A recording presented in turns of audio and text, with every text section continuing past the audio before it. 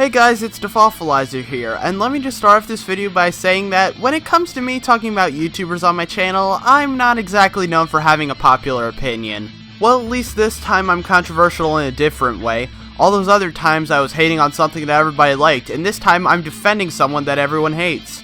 And yes, in case you guys haven't figured it out yet, I am not joking with this. I actually do like the Irate Gamer. I don't think he's the best YouTuber to come into existence or anything. I mean, he didn't make my top 25, but he was in the honorable mention.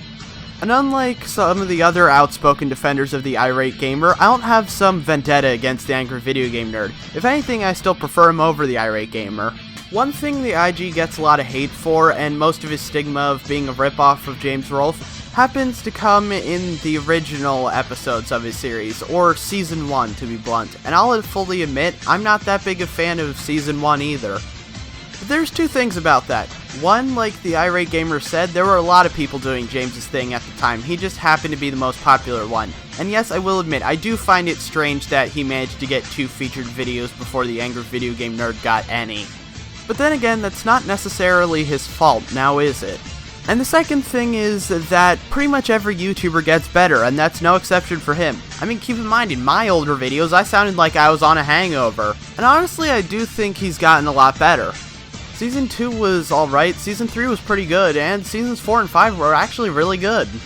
I honestly think that it's kinda stupid that the Irate Gamer still gets considered a ripoff of the angry video game nerd. Sure, nowadays they still both review old, bad video games, but other than that, the similarities don't go that much farther.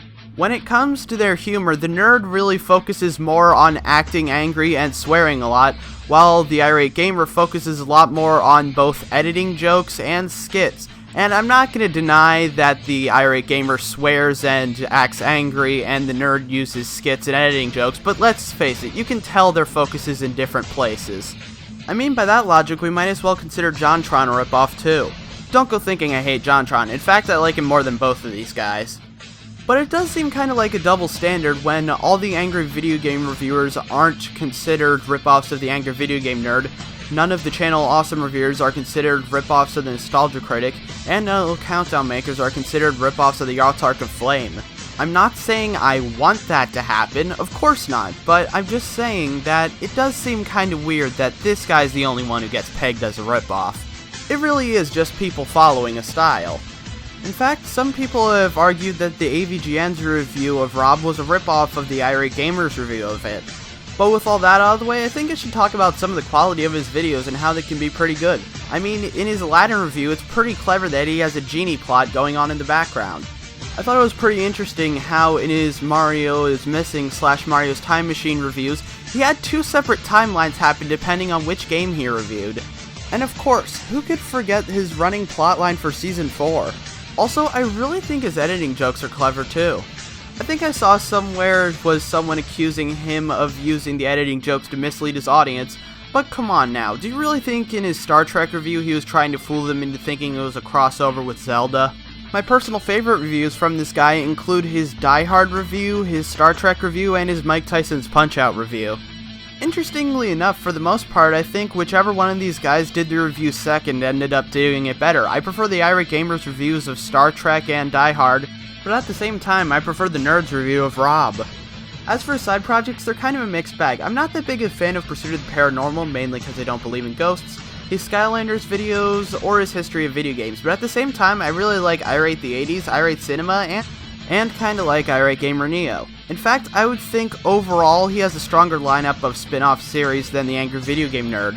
Granted, I do love James's You Know It's Bullcrap series, but that's really about it.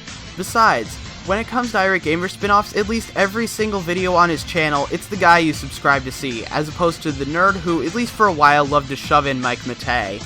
And despite my response to him, I don't think Mike Matei is bad, he's just kind of okay, but I really do think he should have been doing his stuff on a separate channel.